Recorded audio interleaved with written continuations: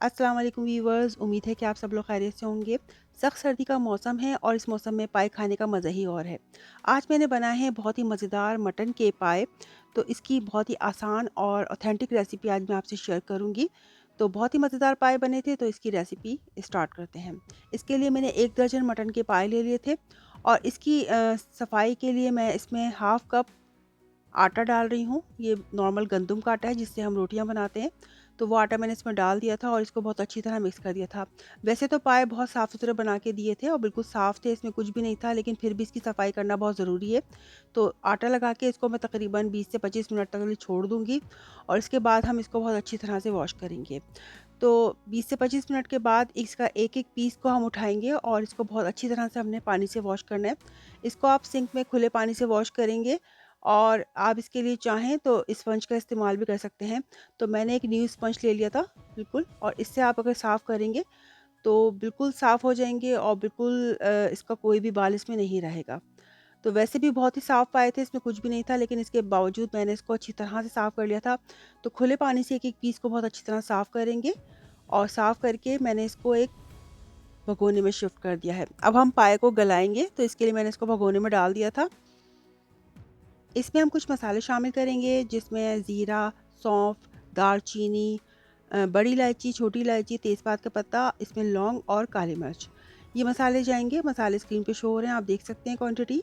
ये मसाले हम इसमें डाल देंगे। इसके अलावा एक बड़ी साइज़ की प्याज़ मैंने काट ली थी, कुछ हरी मिर्चें मैंने इस तरह से चॉप कर ली थी रफली, और इसके अलावा हम डालेंगे इसमें नमक। तो 1 टीस्पून इसमें नमक जाएगा, 1/4 टीस्पून इसमें हल्दी शामिल करेंगे और 2 टेबल स्पून मैं इसमें डाल रही हूँ लहसुन अदरक का पेस्ट।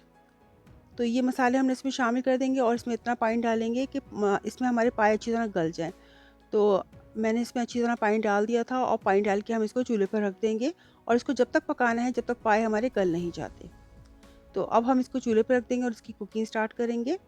तो तकरीबन मुझे ढाई से 3 घंटे लगे थे और इस पाए हमारे बहुत अच्छी तरह से गल चुके थे। तो ढाई से 3 घंटे बाद आप देख सकते हैं, मैंने बिल्कुल स्लो फ्लेम पर इसको पकाया था। और अगर पानी की आपको ज़रूरत महसूस हो कि पानी कम हो गया है, तो आप इसमें गर्म पानी डाल के दोबारा से इसको पका सकते हैं। तो बीच में मैंने थोड़ा-सा गर्म पानी डाला था। अब हम इसकी कुकिंग स्टार्ट करेंगे क्योंकि पाए अच्छी तरह गल चुके थे। इसे मैंने कढ़ाई ले ली है और तकरीबन 1.5 कप ऑयल ले लिया है। इसमें 2 मीडियम साइज़ की प्याज़ स्लाइस करके डाल देंगे और प्याज़ को हमने अच्छी तरह फ्राई करना है और इसमें गोल्डन ब्राउन कलर लेकर आना है प्याज़ में। तो अच्छी तरह फ्राई करेंगे प्याज़ को और जब प्याज़ हमारी अच्छी तरह फ्राई हो जाएगी तो इसको हम रिमूव कर देंगे ऑयल से। इसको निकाल के अलग प्लेट में रख देंगे और कुछ प्याज़ मैं गार्निशिंग के लिए रख दूँगी और कुछ प्याज़, बाकी प्याज़ जितनी भी है वो मैं दही में 2 टेबलस्पून दही में पीस कर इसको यूज़ करेंगे। तो प्याज़ को सारे मैंने जितनी भी प्याज़ फ्राई की थी वो रिमूव कर दिया ऑयल से। अब मैंने 2 अदद प्याज़ इसको पीस लिया था, इसका पेस्ट बना लिया था। तो प्याज़ का पेस्ट इसमें शामिल कर देंगे ऑयल में, इसको अच्छी तरह भूनेंगे। तो कच्ची प्याज़ का पेस्ट भी इसमें जाएगा और हमने जो फ्राई प्याज़ की थी उसका पेस्ट भी हम इसमें शामिल करेंगे। 2 टीस्पून लहसुन अदरक का पेस्ट डालेंगे। प्याज़ के साथ इसको बहुत अच्छी तरह फ्राई करना है हमने, जब तक इसका कलर चेंज नहीं हो जाता और प्याज़ बहुत अच्छी तरह फ्राई नहीं हो जाती। तो इसको 4 से 5 मिनट तक मैंने अच्छी तरह इसको भूना था प्याज़ को। इसके अलावा जो फ्राई प्याज़ थी उसको मैंने दही के साथ पीस लिया था, वो भी हम इसमें शामिल कर देंगे। तो इसको भी अच्छी तरह भून लेंगे। तो इसको अच्छी तरह से हमने इसकी भुनाई करनी है। इसके अलावा बेसिक मसाले जाएँगे, लाल मिर्च पाउडर, कश्मीरी लाल मिर्च पाउडर, हल्दी, धनिया और नमक। ये मसाले इसमें जाएँगे, क्वांटिटी स्क्रीन पे मेंशन है, आप चेक कर सकते हैं। अब मसाले के साथ हमने इसको प्याज़ को और लहसुन अदरक को अच्छी तरह फ्राई किया है। 2 टेबल स्पून दही को मैंने फेंट कर इसमें शामिल कर दिया था, दही भी अलग से भी जाएगी। तो इस तरह से बहुत अच्छी तरह फेंट के शामिल कर देंगे। अब इस मसाले की भुनाई अच्छी तरह से करनी है आपने। तो मसाले को बहुत अच्छी तरह से भूनेंगे हम। बहुत ही मज़ेदार मसाला हमारा बिल्कुल बन के रेडी हो गया है। अब इसमें जो पाए हमने पाए अलग कर लिए थे और इसका जो इसकी यखनी थी वो हमने अलग निकाल के रख ली थी। तो पाए इसमें शामिल कर देंगे और पाए पाए को मसाले में अच्छी तरह भूनेंगे। तो पाए की भुनाई करनी है अब हमने मसाले के अंदर बहुत अच्छी तरह से। तो पाए को अच्छी तरह से भूनेंगे और इतना भूनना है हमें कि अच्छी तरह से इसकी सारी मसाला भी इसमें रच बस जाए। और यखनी हमने अलग से निकाल के रख ली थी पाए की, तो यखनी अब हम इसमें शामिल कर देंगे और यखनी को अच्छी तरह से मिक्स कर लेंगे। अब यखनी के साथ हम अच्छी तरह पाए को पकाएंगे मसालों के साथ। जो मसाला हमने भूना था इसमें पाए को अच्छी तरह पकाना है। तो इसको मैं कवर कर दूँगी और 20 से 25 मिनट तक हम इसको स्लो फ्लेम पर पकाएँगे अच्छी तरह, ताकि यखनी जो है, यखनी, पाए और मसाले सब अच्छी तरह से इसमें पक जाएँ। अच्छा, खुशबू के लिए कुछ मसाला मैं इसमें शामिल करूँगी। छोटी बड़ी इलायची है इसमें, जायफल, जावित्री है और थोड़ी-सी मैंने काली मिर्च ली है। इसको पीस के रख लेंगे खुशबू के लिए। तो आप देख सकते हैं कि 20 से 25 मिनट बाद पाए बहुत अच्छी तरह पक गए थे मसाले में। तो कंटिन्यूअसली मैं इसको पका रही थी और जो मसाला मैंने पीसा था वो हम इसमें शामिल कर देंगे खुशबू के लिए लास्ट में और इसको अच्छी तरह मिक्स कर देंगे।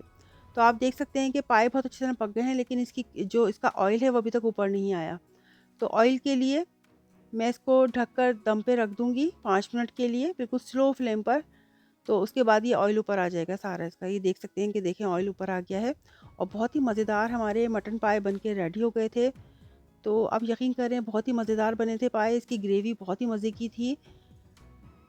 इस पे हम लास्ट में हरा धनिया, हरी मिर्ची और अदरक से इसको गार्निश कर देंगे और थोड़ी-सी फ्राई प्याज़ भी मैंने निकाल के रखी थी, जिसको सर्विंग के टाइम पे हम इसमें ऊपर से गार्निश करेंगे।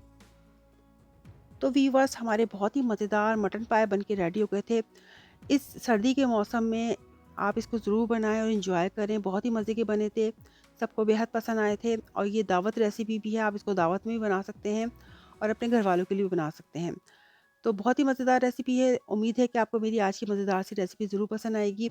अगर आपको मेरी वीडियो पसंद आती है तो मेरी वीडियो को लाइक और कमेंट ज़रूर कीजिए, मेरे चैनल को सब्सक्राइब कीजिए। इस रेसिपी को अपने फ्रेंड्स और फैमिली में ज़रूर शेयर कीजिए। इंशाल्लाह इसी तरह की मज़ेदार रेसिपीज़ आपके लिए लेकर आती रहूँगी। जब तक के लिए अल्लाह निगहबान।